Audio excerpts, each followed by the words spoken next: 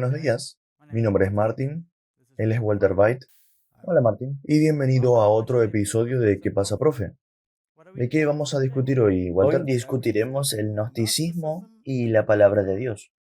Para eso necesitamos orar. Absolutamente. Comencemos con una oración. Padre Celestial, gracias por unirnos nuevamente, Señor. Este es un tema muy importante y toca muchas decisiones importantes para tomar. Te pedimos que ilumines nuestras mentes y también que guíes esta discusión en el nombre de Jesús. Amén. Amén. Ahora, porque estamos hablando del gnosticismo y la palabra de Dios. Martín, hay tantas cosas que están sucediendo en el mundo y tantas interpretaciones de las escrituras y tantos vientos de doctrina soplando en el mundo, incluso dentro de la iglesia, que si pudiéramos obtener la base correcta, muchos de estos problemas simplemente desaparecerían.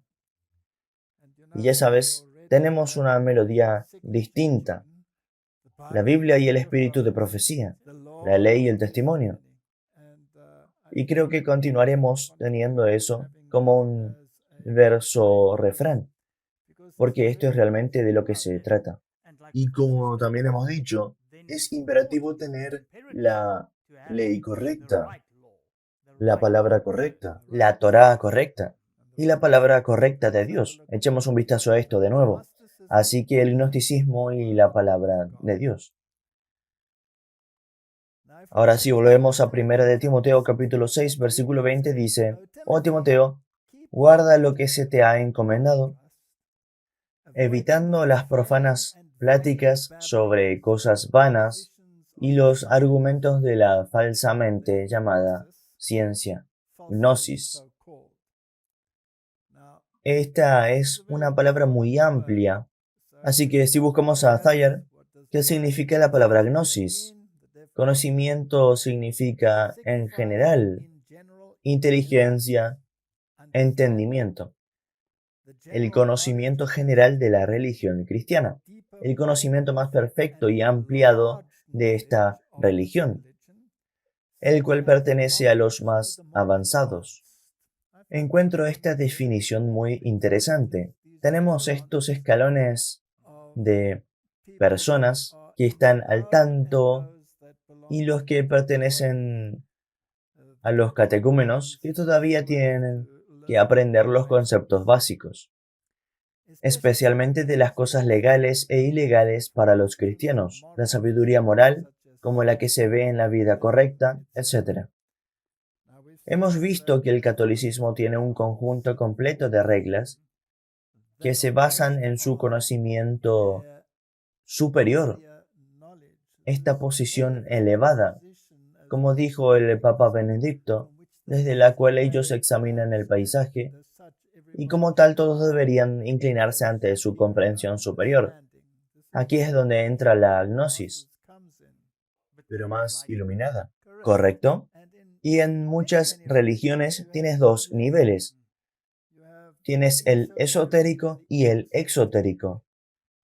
Y el conocimiento esotérico es para los iluminados, no es para la población en general. Y este tipo de pensamiento no solo impregna a la Iglesia, es una parte muy esencial de las sociedades secretas como la masonería. Y guardan sus secretos con juramentos y juran las cosas más horrendas. Y a veces realmente ves estas ejecuciones donde encuentras personas que han sido colgadas en la parte inferior de los puentes, con los pantalones remangados en la típica moda masónica, como les sucedió a algunos banqueros del Vaticano, etc. Por lo que este tipo de pensamiento es algo que está muy generalizado y desafortunadamente puede infiltrarse en lugares donde no tiene derecho a ser así. Ahora, el gnosticismo tiene sus raíces en la doctrina de la serpiente, Sí, y lo hemos discutido muchas veces, así que vamos a ir brevemente a ese versículo de nuevo, Génesis 3, versículo 5. Sino que sabe Dios que el día que comáis de él, serán abiertos vuestros ojos, y seréis como Dios, sabiendo el bien y el mal. Hemos tenido discusiones completas al respecto, por lo que no entraremos en grandes detalles. Pero si miramos worldhistory.org, su definición de gnosticismo se vuelve bastante interesante. Es la creencia de que los seres humanos contienen un pedazo de Dios, el mayor bien o la chispa divina dentro de sí mismos. Esa es la doctrina de la serpiente, que ha caído del mundo inmaterial a los cuerpos de los humanos. Toda la materia física está sujeta a descomposición, pudrición y muerte. Esos cuerpos y el mundo material, creado por un ser inferior, son por lo tanto malvados. Atrapados en el mundo material pero ignorando su estado, las piezas de Dios requieren conocimiento, o gnosis, para estar informados sobre su verdadero estado.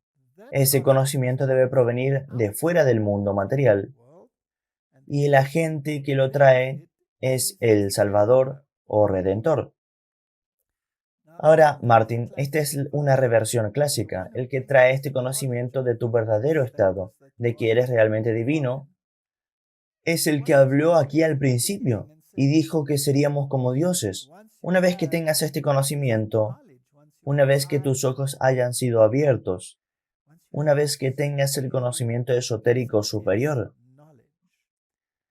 Y luego continúa diciendo, durante los primeros 3 siglos del cristianismo, no hubo una autoridad central hasta después de la conversión del emperador romano Constantino, el Grande, en el 312 después de Cristo.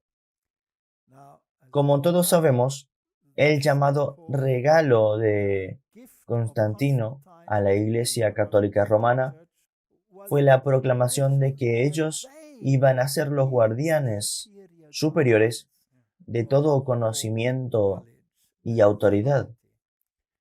Por supuesto, era un engaño. Las comunidades cristianas enseñaron muchos puntos de vista diferentes. En el segundo siglo después de Cristo, algunos grupos, ahora denominados colectivamente cristianos gnósticos, afirmaban tener acceso al conocimiento secreto sobre la naturaleza del universo y la naturaleza de Cristo, y lo que significaba su aparición en la tierra para los creyentes. A mediados del siglo II después de Cristo, un grupo de líderes cristianos, a los que se hace referencia retroactivamente como los padres de la Iglesia, Justino Mártir, Ireneo, Tertuliano y otros, escribieron volúmenes contra estos cristianos gnósticos, por lo que esta batalla se desarrolló desde muy temprano.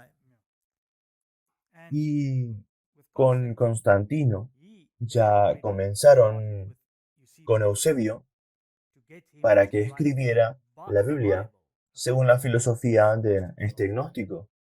Eusebio fue un gran adulador de Constantino y fue un estudiante de Orígenes, y Orígenes era un gnóstico. Así que Orígenes estaba empapado de esta filosofía griega, como veremos, y esto no tiene nada que ver con el cristianismo. Si crees que eres divino, entonces crees lo que Satanás cree. Por eso es esencial para Satanás tener a Cristo, si es un ser divino, como un ser que ha sido generado, un ser creado, para que entonces la divinidad pueda aplicarse a cualquier otra persona, en ese sentido. Por lo tanto, su guerra fue contra Cristo, y por lo tanto no hay un comienzo real en esta forma de pensar. La Biblia es muy clara en el capítulo 1 de Génesis. Dice, en el principio, Dios. Sí, Así que la Biblia nos dice que hay un creador y hay una creación. El gnosticismo confunde este tema, lo pervierte. y es por eso que la evolución encaja con el gnosticismo. Sí, incluso la evolución no tiene principio, tiene el Big Bang, que proviene de un Big Bang anterior, realmente no hay un comienzo. Y la mayoría de las religiones esotéricas en el mundo tienen este concepto de ciclos, como la reencarnación, por ejemplo, Y todas estas cosas tienen elementos del gnosticismo. La familia Medici, que produjo los papas, incluso con los que Martín Lutero tuvo que lidiar, eran en realidad gnósticos.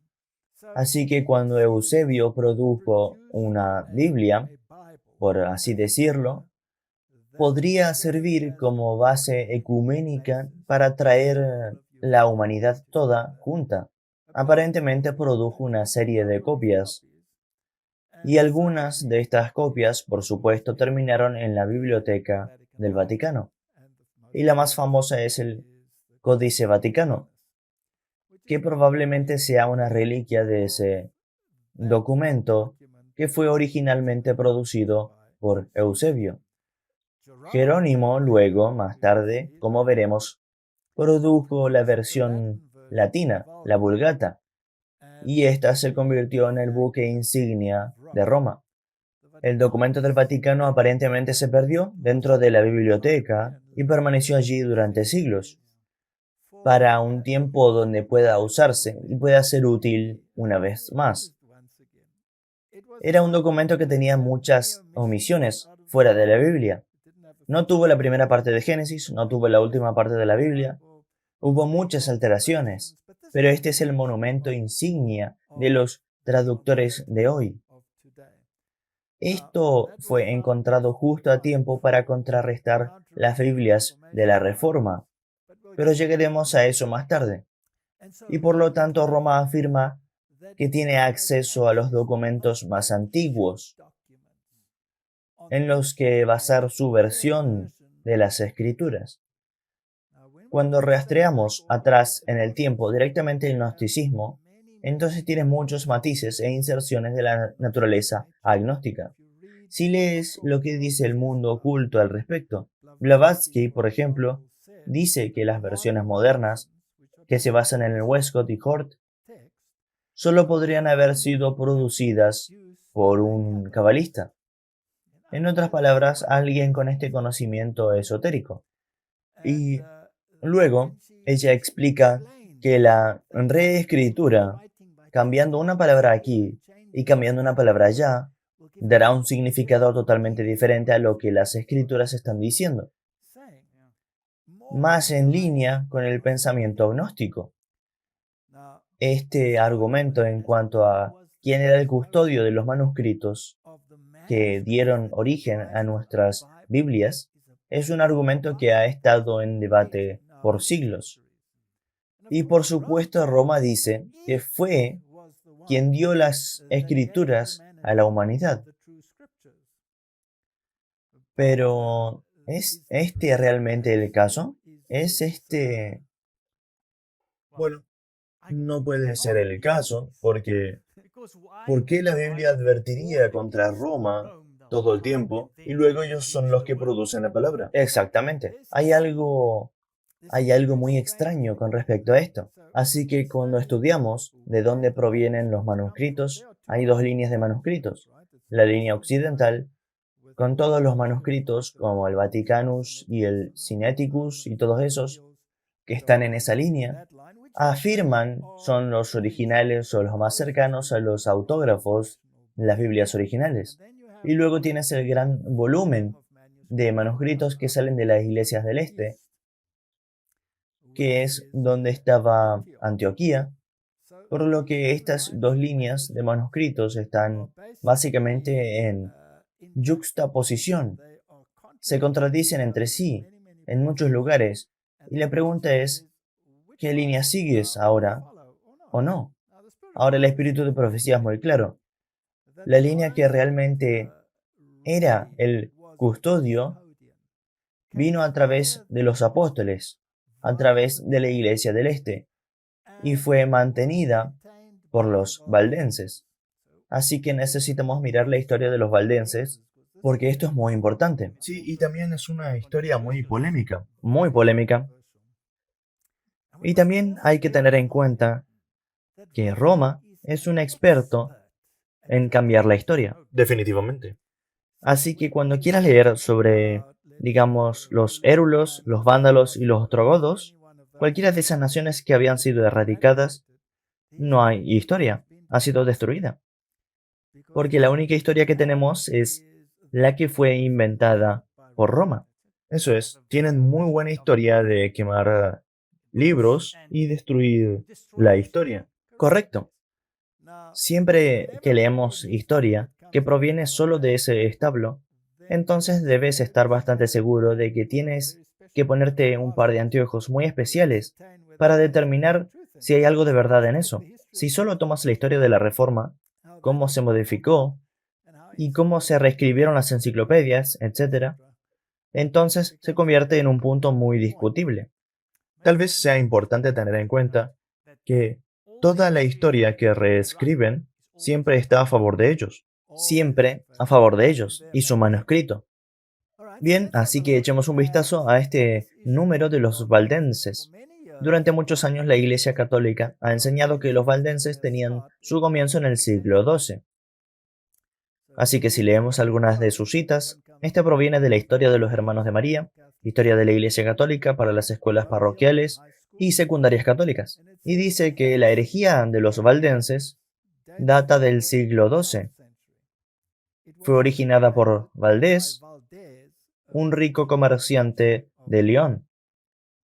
Bien, aquí hay otra fuente, la Enciclopedia Católica. El verdadero fundador de la secta era un rico comerciante de León, que en los primeros documentos se llama Valdés, Valdo, ya que fueron reclutados principalmente entre círculos no solo desprovistos de formación teológica, sino también carentes en general en la educación. Era inevitable que el error estropeara su enseñanza, e igualmente inevitable que, en consecuencia, las autoridades eclesiásticas pusieran fin a su trabajo evangelístico. Esta es una de esas declaraciones arrogantes y descaradas del catolicismo romano y sus plumas. Entre los errores doctrinales que propagaron estaban la negación del purgatorio y de las indulgencias y de la oración por los muertos. Ahora, entonces somos herejes similares. Yo al menos estoy muy orgulloso de ser un hereje similar, porque en ninguna parte de la palabra de Dios encuentras nada de esto. Así que aquí tienes esta arrogancia teológica típica. Sí, esa arrogancia de mayor comprensión. Es una forma de gnosticismo. Exactamente. Así que cuando estas personas afirman que tienen el conocimiento superior y la formación teológica, bien, si tienes que tener formación teológica para encontrar el purgatorio en la Biblia, o indulgencias, u oración por los muertos, tienes que ser un genio inventivo, Ese es el asunto. porque no está ahí, ¿verdad? Sí, Así que esta es típicamente la forma en que piensan. Ahora, Martín, cuando reescriben la historia de esa manera, entonces es posible que algunas personas comiencen a creer esta historia sin la debida diligencia de la investigación para demostrar lo contrario. Por lo que incluso dentro de nuestras propias filas, este sentimiento se hizo eco en un artículo en Ministry Magazine, donde insinúan que las declaraciones en la gran controversia sobre los valdenses son incorrectas. No solo insinuaciones, están declaradas descaradamente.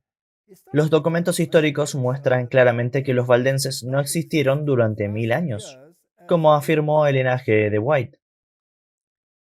Por lo que niegan el espíritu de profecía aquí. directamente.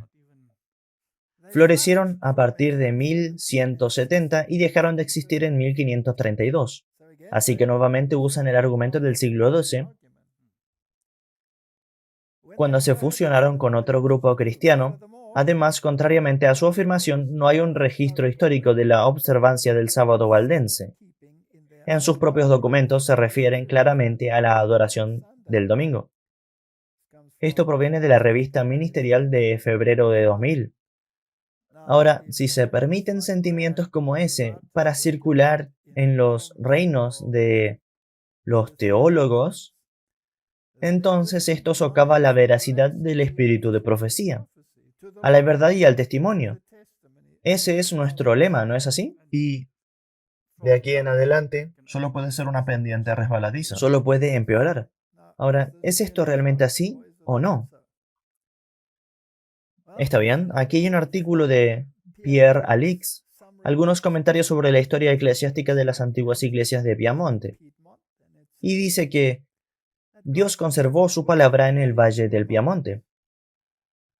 Rainerus Sacco, un oficial de la Inquisición, reconoció que los valdenses es la secta más antigua de todas. Para algunos se ha continuado desde la época del Papa Silvestre, 335 después de Cristo, y otros desde el de los apóstoles.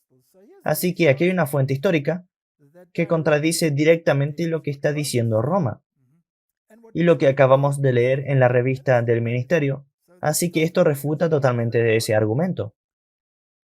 Aquí hay otro, Emilio Comba, Historia de los Valdenses de Italia, desde el origen hasta la Reforma. He visto a laicos que conocían casi todos los evangelios de San Mateo y San Lucas, especialmente los discursos de nuestro Señor, por lo que difícilmente podrían citar una palabra sin poder continuar de memoria. Otro ejemplo más. Esta vez es un campesino austríaco que tengo visto y oído, dice el inquisidor que narra el hecho, de un campesino que se sabía de memoria todo el libro de Job, palabra por palabra, y yo he conocido a otros que conocían el Nuevo Testamento perfectamente. Así que, Martín, estos campesinos analfabetos, Sin educación, sabían más que los teólogos. Y como Tyndall le dijo al Papa, haré que un labrador sepa más sobre la Biblia que tú y todo tu grupo de compinches juntos. Así que este tipo de argumento que encontramos tan a menudo hoy, no es un teólogo, no tiene derecho a comentar sobre este tema. Incluso se deshacen de Jesús. exactamente. Eso es lo que sucede. Eso es exactamente lo que sucedió, porque argumentan que es una superioridad eclesiástica que huele a tal arrogancia que ni siquiera vale la pena mencionarlo. Leamos lo que tuvo para decir la gran controversia. Nuevamente tenemos el pensamiento de algunos teólogos y el espíritu de profecía. La fe, que durante muchos siglos fue sostenida y enseñada por los cristianos valdenses, estaba en marcado contraste con las falsas doctrinas puestas desde Roma. La creencia religiosa se fundó sobre la palabra escrita de Dios, el verdadero sistema del cristianismo. Pero esos humildes campesinos, en sus oscuros retiros de curación, alejados del mundo y obligados a trabajar diariamente entre sus rebaños y sus viñedos, no habían llegado ellos mismos a la verdad en oposición a los dogmas y herejías de la Iglesia apóstata. La suya no era una fe recién recibida. Esto es muy importante. Exactamente. Ellos no inventaron esto. No. Su creencia religiosa era su herencia de sus padres. Ellos contendieron por la fe de la Iglesia apostólica, la fe que una vez fue entregada a los santos, y luego en esta asombrosa declaración, la Iglesia en el desierto, y no la orgullosa jerarquía entronizada en la gran capital del mundo, era la verdadera Iglesia de Cristo, el guardián de los tesoros de la verdad que Dios ha encomendado a su pueblo para ser entregado al mundo. De acuerdo con la declaración, ¿quiénes eran los verdaderos custodios de la palabra de Dios? Los valdenses. Los valdenses. Así que aquí tenemos dos ideologías en conflicto.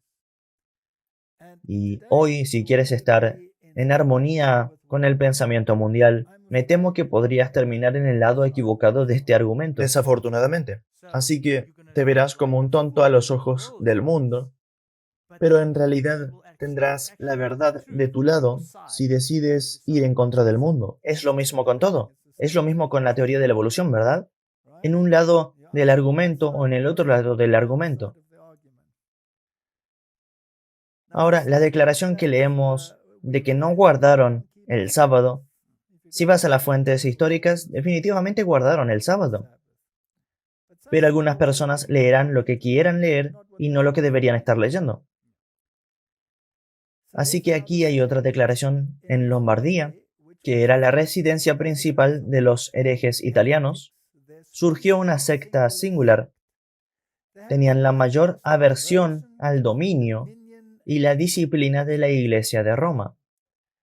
La observancia de la ley de Moisés en todo, excepto en las ofrendas y sacrificios, se abstuvieron de aquellas carnes, cuyo uso estaba prohibido bajo la economía mosaica, y se celebraba el sábado judío. Esto viene de una historia eclesiástica, antigüedad y modernidad. Así que Martín, hay fuentes que dicen que mantuvieron el día de reposo. Sí, en realidad hay muchas fuentes más antiguas que esta. Hay fuentes del siglo XVII. Hay muchas, por lo que depende de lo que quieras leer y de lo que quieras transmitir y cuál es tu mentalidad. Martín es llegado a la conclusión de que si nos atenemos a la Biblia y al testimonio, entonces estaremos en un camino seguro. Y muchas veces te apegas a la Biblia y al espíritu de profecía. A veces, dependiendo de la versión que utilices de la Biblia, vas a ver que hay algo raro. Hay algunas discrepancias. Sí, y luego tendrás que ir y ver si estás usando una Biblia que se base en los manuscritos correctos. Correcto. Y este argumento va a continuar hasta el final, ¿no es así? Pero si es así, si estás arraigado en esto, los testimonios, y estás arraigado en la palabra de Dios, entonces los dos tienen que estar en armonía. Y donde no estén en armonía, eso debería darte una pista seria. Sí, Aquí hay una cita de B.G. Wilkinson, verdad triunfante. Los valdenses eran un pueblo bíblico tan completo que guardaron el séptimo día sábado como el día de descanso sagrado durante siglos.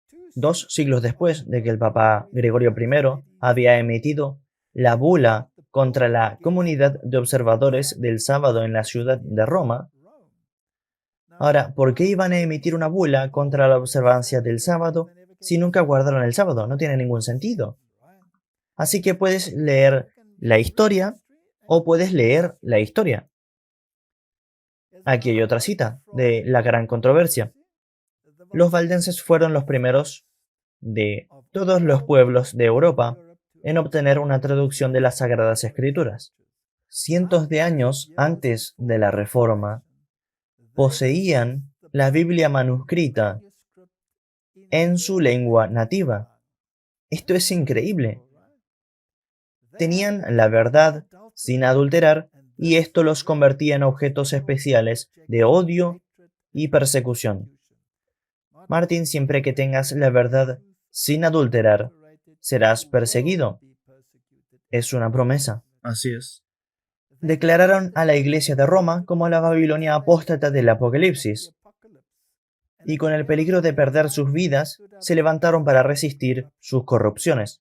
Mientras bajo la presión de una persecución prolongada y continua, algunos comprometieron su fe, poco a poco cediendo sus principios distintivos.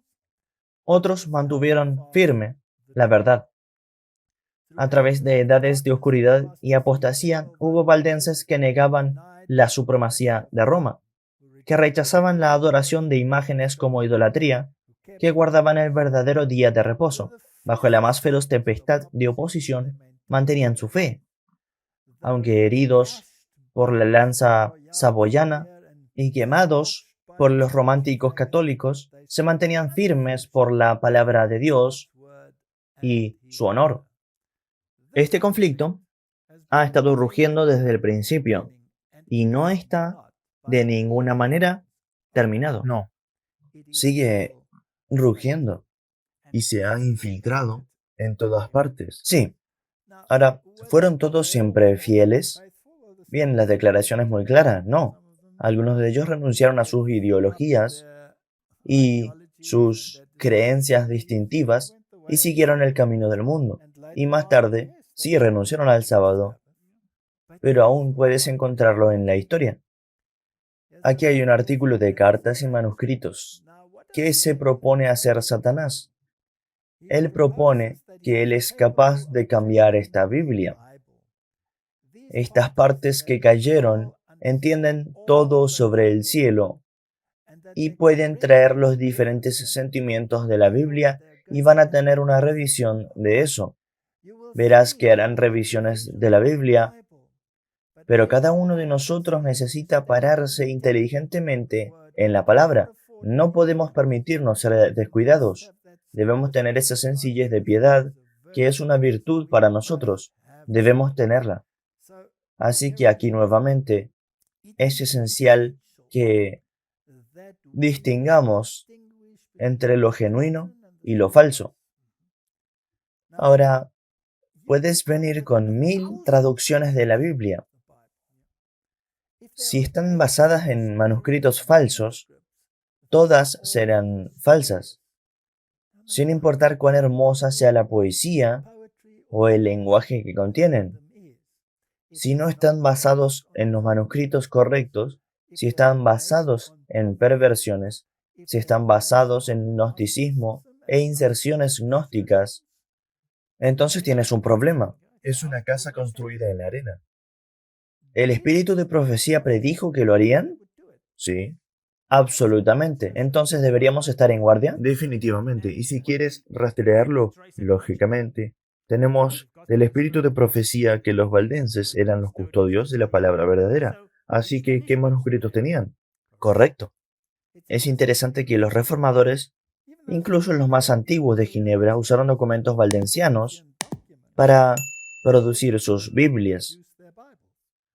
Y por supuesto también usaron el texto recibido, tal como lo había elaborado Erasmus. Ahora, Lutero utilizó la Biblia valdense. Dios trabaja con las personas donde están en la experiencia de la vida y los lleva paso a paso, más y más alto.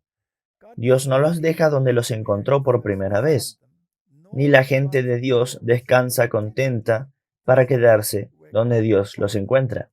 Es interesante para mí, Martín, que la Biblia dice que Dios nos recogió del muladar, y es Es cierto, cierto. no lo podemos negar. Y así fue con Lutero, que pudo haber comenzado por primera vez con la Biblia católica, pero cuando llegó el momento para que él produzca una traducción de la Biblia, usó una Biblia Teple, una Biblia valdensiana. Es un hecho interesante de la historia que, a medida que avanzaba la Reforma, los reformadores adoptaron el texto recibido en unión con los valdenses. La Contrarreforma, inspirada por los jesuitas, adoptó la Vulgata latina y el Vaticanus. Aún no tenían el Sinaiticus, que se encontró en 1844 en un lugar al que pertenecía, es decir, un cubo de basura. Pero esa es una historia diferente. Así que esta cita proviene de Ted Schultz, Asalto al Remanente, y es un libro muy interesante, por cierto. El gnosticismo me parece ser la raíz de muchas de nuestras versiones modernas de la Biblia. Aquí hay una cita de Albert Henry Newman, un manual de la historia de la Iglesia. En las grandes controversias cristológicas del siglo IV y siglos siguientes, Alejandría y Antioquía siempre fueron antagonistas. Alejandría representó un trascendentalismo místico y fue promotora de la interpretación alegórica de las Escrituras. Antioquía, insistiendo en la interpretación histórica gramática de las Escrituras y no teniendo simpatía con los códigos místicos de pensamiento. Ahora, Pablo enseñó en Antioquía y le escribió a su amigo Timoteo. No tiene nada que ver con la gnosis. ¿No es así? Sí. Nada con la ciencia falsamente llamada. Así que aquí tenías a estos escribas en el siglo IV, utilizando documentos de Orígenes y produciendo manuscritos que ahora son los buques insignia de las Biblias modernas que se están produciendo.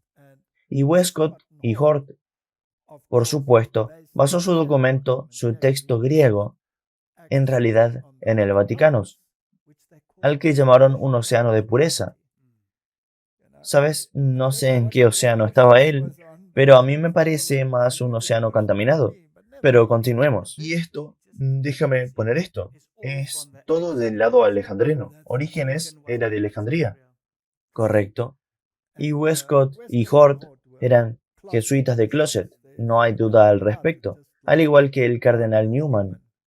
Es interesante que este movimiento de Oxford, más tarde, cuando trajeron el catolicismo a la Iglesia de Inglaterra, nuevamente el cardenal Newman repartía estos pequeños tratados y la gente sospechaba.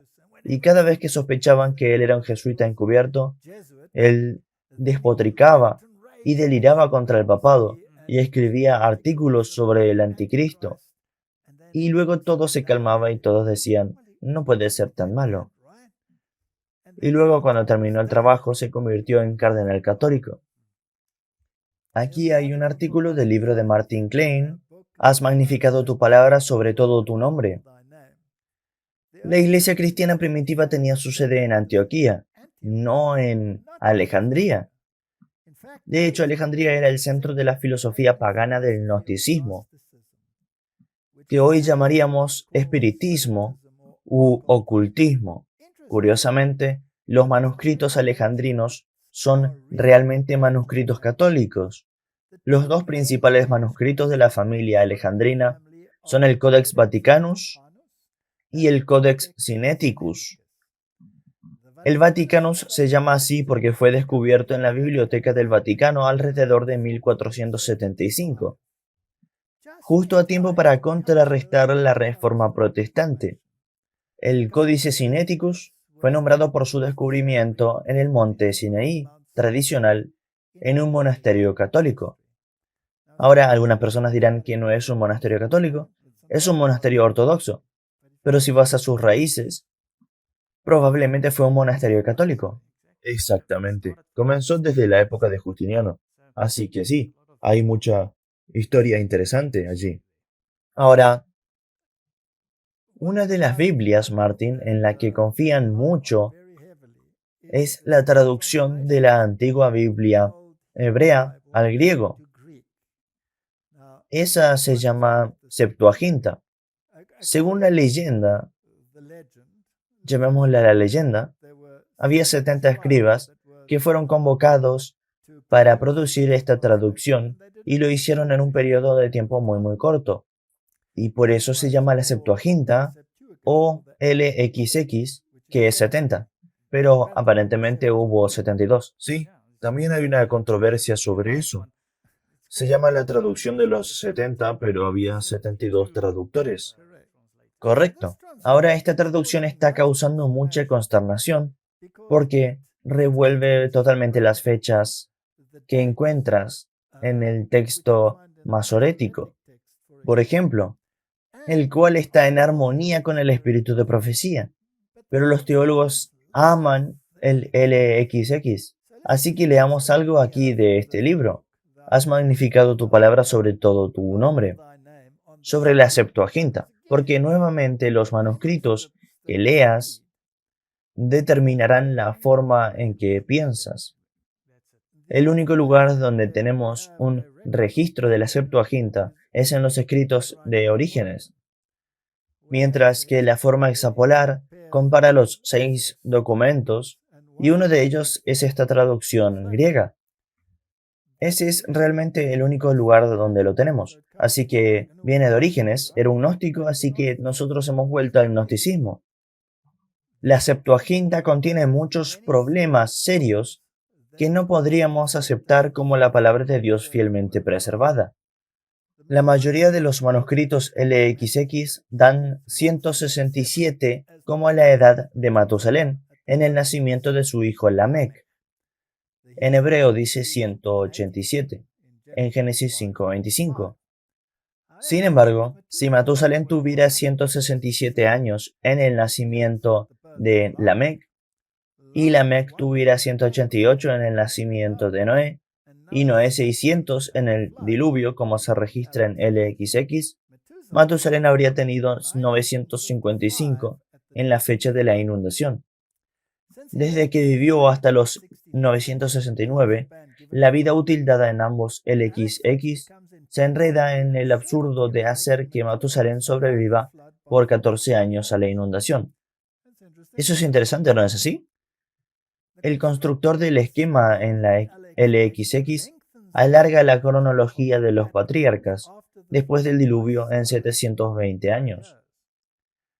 También gradúa la duración de la vida de los patriarcas en todo el registro, tanto antes como después del diluvio.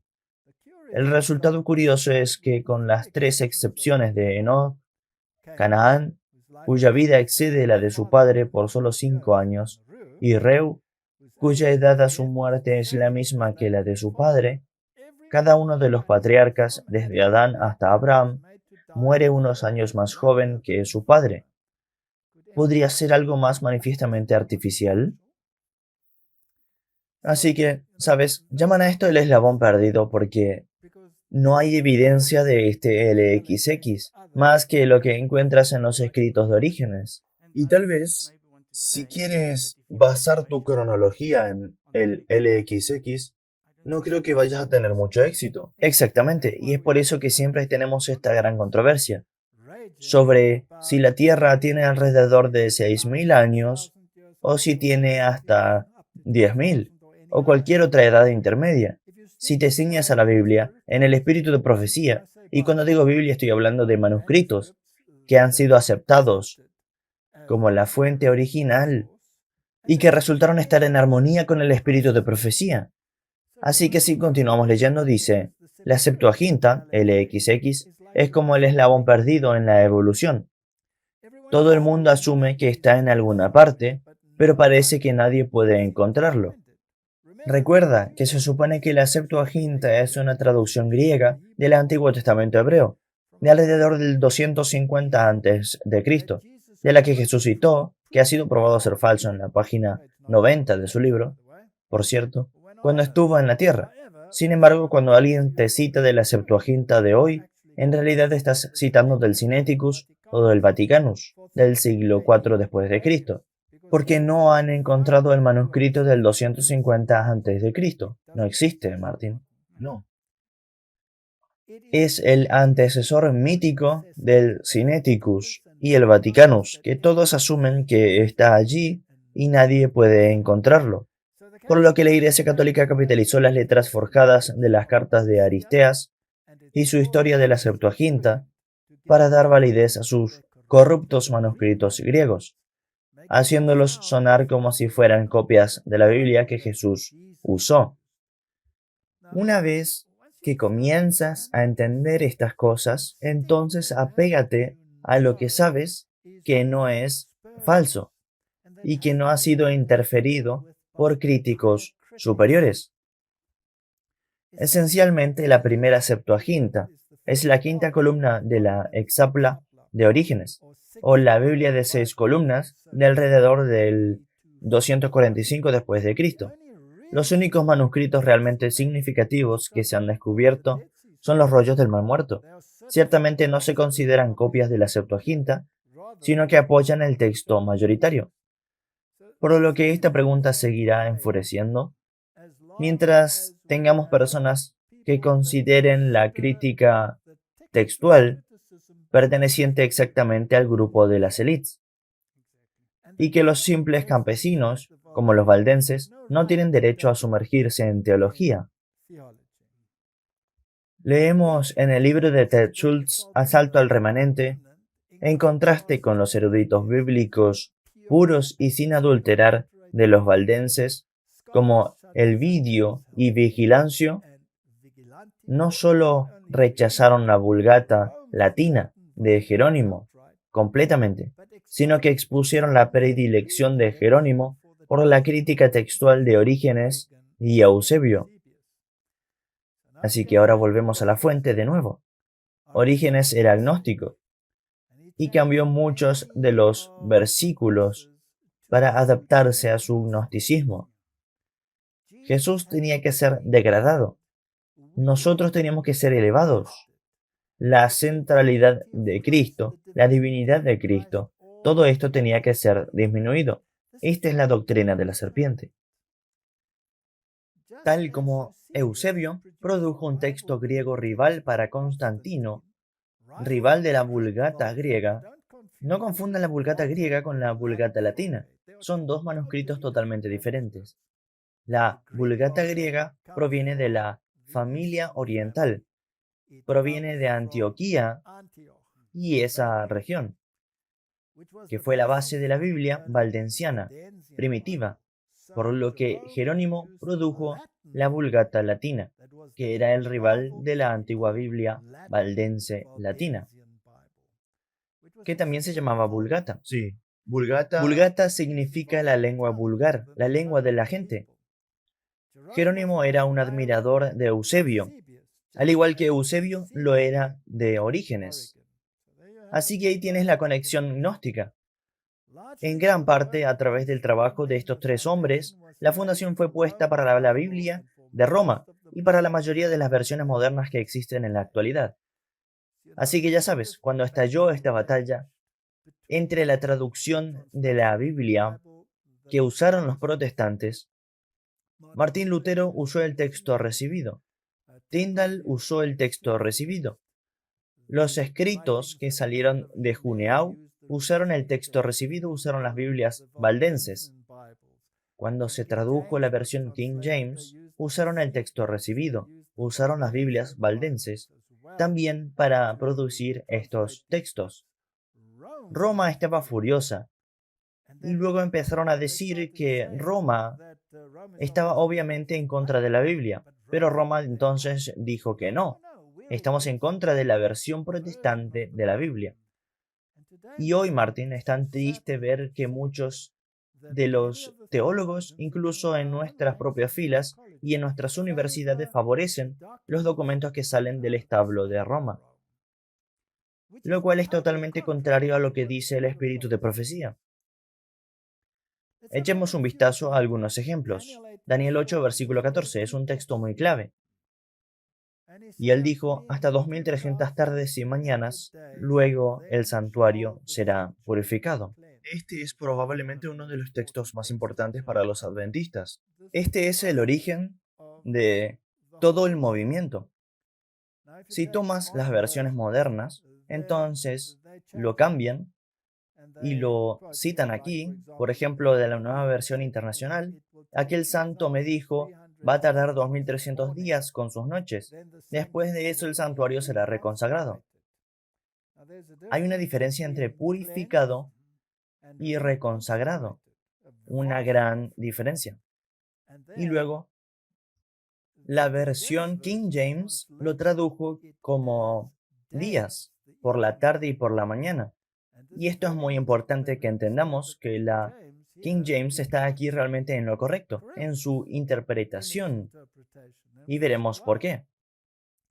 Si tomas la Biblia de TEB, que es básicamente la Biblia de las buenas noticias, significa la versión en el inglés de hoy. Escuché al otro ángel responder que continuará durante 1150 días, durante los cuales no se ofrecerán los sacrificios de la tarde y la mañana, luego el templo será restaurado. Nuevamente es similar a reconsagrado, pero han reducido a la mitad el número de días. La razón por la que lo hicieron, Martín, porque dicen que la tarde y la mañana no se refiere a un día, como la King James lo tiene aquí. Dicen que se refiere a los sacrificios de la tarde y la mañana, por lo que hay 2300 sacrificios de la tarde y la mañana que harían 1150 días, que se desharía de 1844, desaparecería. Así que es tan importante qué manuscritos usamos. Es de vida o muerte. Así que esto es una infusión, este es un primer paso que encontramos aquí en las traducciones modernas, hasta que finalmente llegas a la apostasía total como en TEB y luego te deshaces de todo junto. Ahora, la palabra tarde y mañana nunca en la Biblia se refiere a los sacrificios.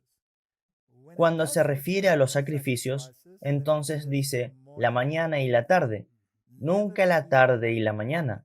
La tarde y la mañana siempre se refiere a un día. como fue la tarde y la mañana del primer día en Génesis.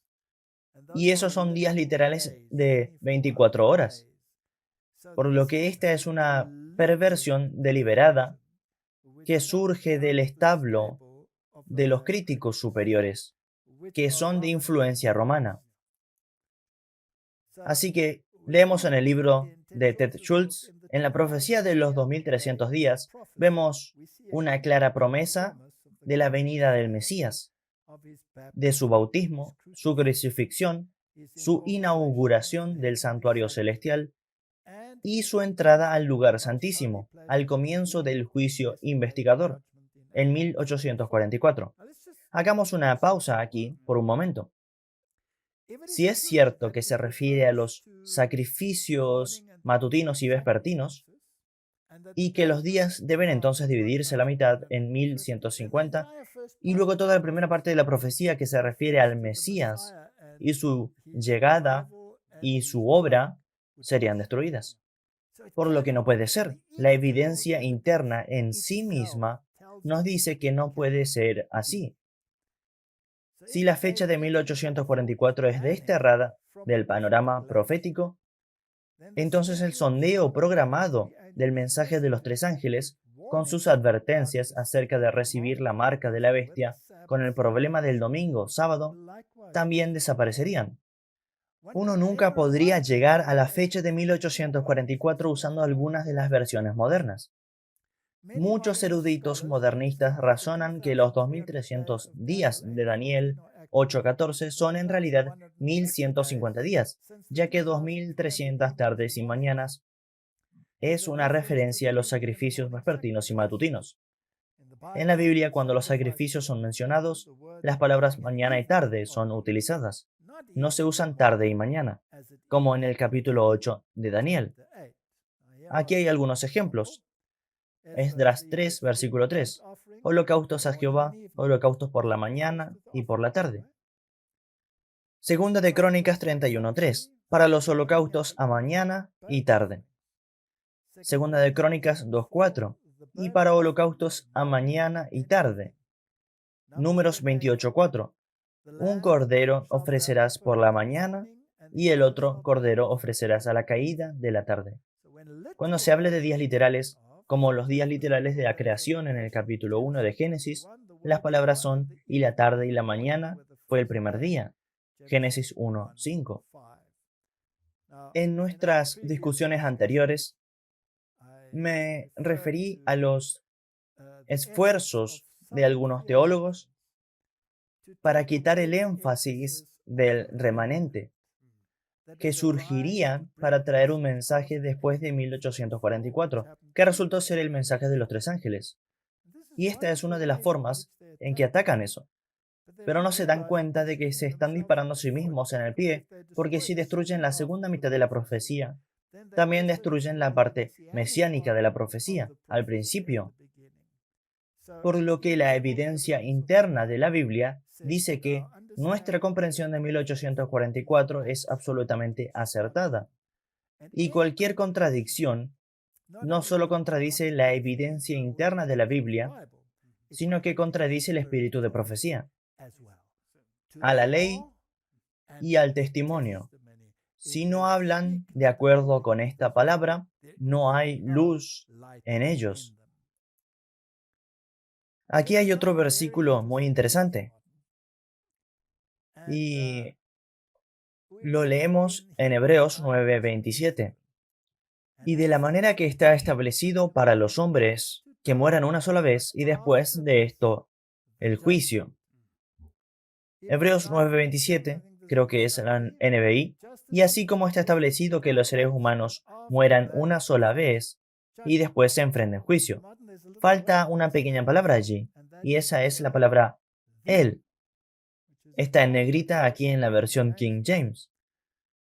¿Sabes que Blavatsky dijo que con solo alterar una palabra aquí, y Westcott y Hort dijeron exactamente lo mismo? Podemos cambiar todo el significado de la escritura. El hombre no vivirá solo de pan, sino de cada palabra que sale de la boca del Señor. La palabra que procede ha salido del Evangelio de Lucas. Todavía está allí en el Evangelio de Mateo. Y por supuesto es una cita del Antiguo Testamento. Dicen, bien, ¿cuál es tu problema si se ha ido de allí? Si todavía está en el otro. Pero la Biblia claramente dice que por 2 o 3 testigos se establecerá cada palabra. Si quitas el segundo testigo del Nuevo Testamento, entonces tienes un problema. Y está hecho inteligentemente. Muy inteligentemente. ¿Por qué remueves esa palabra? Leamos lo que ellos mismos dijeron. Cuán cuidadosamente pensaron en esto. ¿Por qué removieron la palabra él? Preguntémosles. Canon Ferrar, compañero miembro del Club de los Apóstoles, con Westcott y Hort, que por cierto era una sociedad secreta, afirma que esta omisión fue deliberada.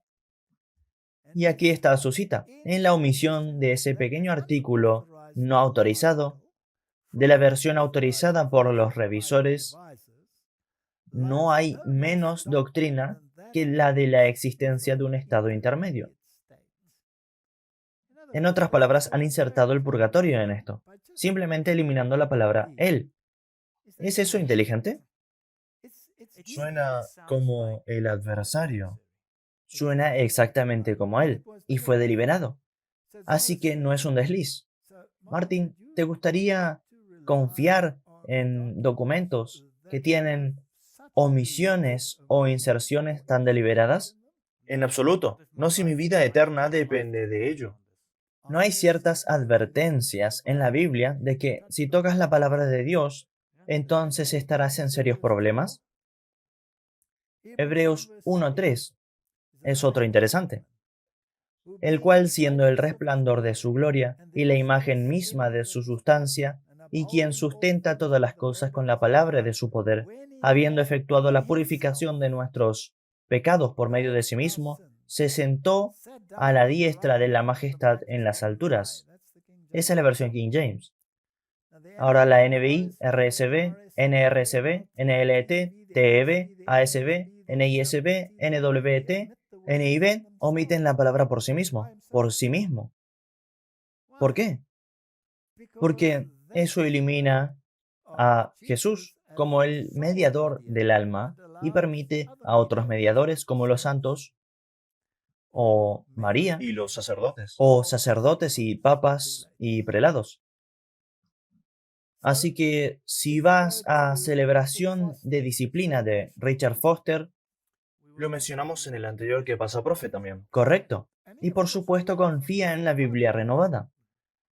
¿Sabes, Martín? Algunas personas, incluso en nuestras propias filas, abogan que podríamos beneficiarnos al leer una traducción de este tipo. ¿No te dijo esa persona que está tan inspirado como el linaje de White? Correcto. Fue un oficial de conferencia. Él me dijo que Richard Foster estaba tan inspirado como el linaje de White. Y recuerdo que le dije que estaba de acuerdo con él, pero la inspiración venía de abajo y no de arriba. Y estaban muy enojados conmigo. Pero escuchen lo que él dice. Ahora ya ha fallecido. A los seguidores de Jesucristo se les ha dado autoridad para recibir la confesión del pecado y perdonarlo en su nombre. ¿Suena protestante o católico? Católico. Hemos tratado de convencernos de que solo Dios puede perdonar los pecados. Es a través de la voz de nuestros hermanos y hermanas que la palabra de perdón se escucha y se arraiga en nuestras vidas. Hay una tercera ventaja del confesionario institucionalizado. Es la penitencia. Doctrina totalmente católica romana. Al sacar las palabras por sí mismo, se han colocado en la posición de Dios. Gnosticismo. Gnosticismo en su máxima expresión. Esto es gnóstico. Este es el evangelio gnóstico. Así que cuando la NIV, la RSV, la NRSV, la NLT y todos estos omiten estas palabras, tiene un origen gnóstico. Y básicamente estás leyendo un documento con elementos gnósticos en él. No puedes defender ninguna doctrina seria relacionada al ministerio de Cristo, donde está teniendo lugar lo que significa la expiación lo que significa ser salvo de tus pecados y no en tus pecados, y tienes toda esta catástrofe. Como otro ejemplo, Colosenses 1:14, en quien tenemos redención por su sangre, el perdón de pecados. Colosenses 1:14, en quien tenemos redención, el perdón de pecados. La NBI. Ahora, ¿por qué dejarían afuera a través de su sangre? De hecho, no es solo la NBI, es la RSV, la NRSV, la TEB, NWT, NLT, HSV, ED, NAB, NLP. Todos omiten las palabras a través de su sangre. Porque el catolicismo enseña que no eres salvo por la sangre del Cordero, solo eres salvo por las buenas obras, para las que también califica María o cualquiera de los santos. Puedes orar al Papa Juan Pablo II. Ahora es el Santo Papa Juan Pablo II. Si recuerdas, Trump y su esposa se inclinaron y rezaron al altar del Papa Juan Pablo. Sí, pero si lees Levíticos 1:11 dice, porque la vida de la carne en la sangre está, y yo os la he dado para hacer expiación sobre el altar por vuestras almas, y la misma sangre hará expiación de la persona. Solo porque Roma tiene un evangelio invertido, no significa que tengas que leerlo en las escrituras. Así que es importante qué manuscritos usamos. Definitivamente, es importante. Vas a chocar contra una pared muy pronto cuando estés usando el corrupto. He estado en la alfombra sobre este tema tantas veces. Te dije en mis historias, en los últimos capítulos, que esa era una de las razones por las que me prohibieron en Alemania. Hay literalmente decenas de libros que se han escrito sobre este tema. Tengo un estante completo lleno de ellos en mi oficina. Y Martin, los leo todos y cada uno de ellos.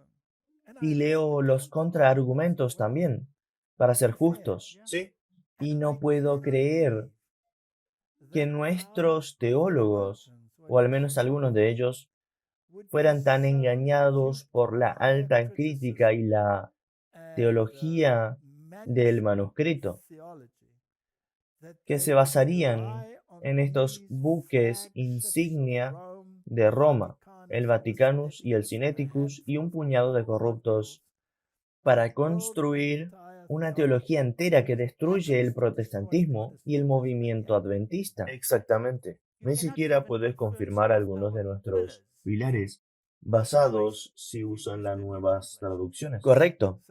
Por lo que esto es en realidad un problema serio. Y pueden discutir tanto como quieran. La simple lógica te dice que la fuente del manuscrito es la que crea el problema, en primer lugar. Y puedes tener 1000 traducciones basadas en manuscritos falsos y puedes decir que esta es la palabra de Dios, no si contradice el resto de la Biblia. Y el espíritu de profecía. Correcto. Leemos en Patriarcas y Profetas. Por obediencia, la gente debía dar evidencia de su fe, para que todos los que esperaban ser salvos por los méritos de la sangre de Cristo debieran darse cuenta de que ellos mismos tienen algo que hacer para asegurar su salvación. Por los méritos de la sangre de Cristo. Este es un pilar central de la salvación. Mientras que solo Cristo puede redimirnos de la pena de la transgresión, debemos volvernos del pecado a la obediencia. Esta doctrina, que no podemos obedecer, hace que todo el Evangelio sea obsoleto. Cuando Jesús dice, ve y no peques más, obviamente entonces debe haber querido decir, ve y peca un poco más, pero mientras sientas pena, estás bien. No tiene sentido. El hombre debe ser salvo por fe, no por obras, pero su fe debe ser demostrada por sus obras. Dios ha dado a su Hijo a morir como propiciación por el pecado.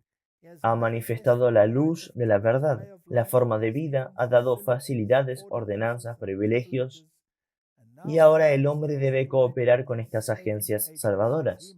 debe apreciar y usar las ayudas que Dios le ha proporcionado, creer y obedecer todos los requisitos divinos a la ley y al testimonio. Ahora, Martín, aquí hay otro versículo que es muy interesante. Daniel 7:22. Y dice, hasta que vino el anciano de días y se dio el juicio a los santos del Altísimo. Y llegó el tiempo y los santos recibieron el reino. La versión King James. Martín, esto está absolutamente en armonía con la evidencia interna de la Biblia y con el espíritu de profecía. Las nuevas traducciones, como NKJV o en la NBI, traducidas de la siguiente manera. Entonces vino el anciano y emitió juicio en favor de los santos del Altísimo. En ese momento los santos recibieron el reino. Hay una gran diferencia entre a favor de los santos del Altísimo y el juicio dado a los santos. Sí, Justo la NBI dice, hasta que llegó el anciano de días y pronunció juicio a favor del pueblo de santo del Altísimo. Suena como el Corán. Y llegó el momento cuando poseían el reino. Tienes dos traducciones modernas que lo traducen de manera diferente a la King James. Déjame dejarlo bastante claro. La gente siempre dice, ese señor que le gusta discutir es un hombre de solo la versión King James. No, soy un hombre del texto recibido, cuando se trata del Nuevo Testamento. Y hay una gran diferencia, porque hay muchos idiomas en los que se traduce el texto recibido. pero desafortunadamente luego obtienes una traducción como la NKJV, que es basada en el texto recibido. Y sigue, en este incidente particular, los manuscritos de Roma. Entonces, ¿por qué es esto importante, Martín?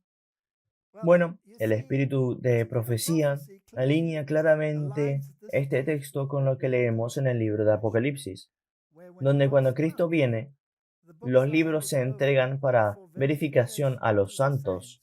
¿No sabes que los santos juzgarán al mundo? Dice Pablo. Entonces ella aplica esto al fin del mundo.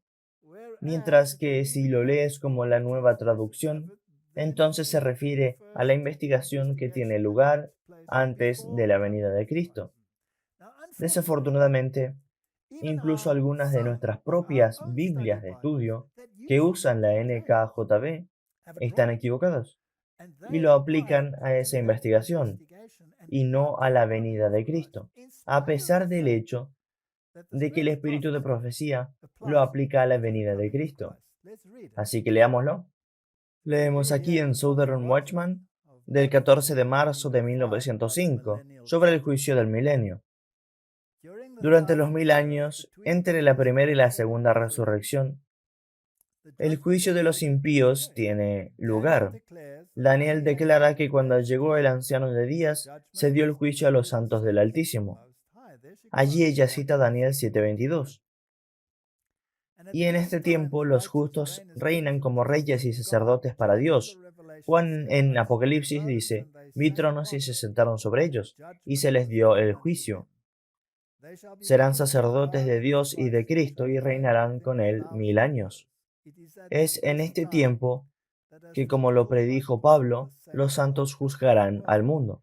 En unión con Cristo, ellos juzgan a los malvados, comparando sus actos con el libro de la estatua, la Biblia, y decidiendo cada caso de acuerdo a los hechos llevados a cabo en el cuerpo. Satanás también y los ángeles malignos son juzgados por Cristo y su pueblo.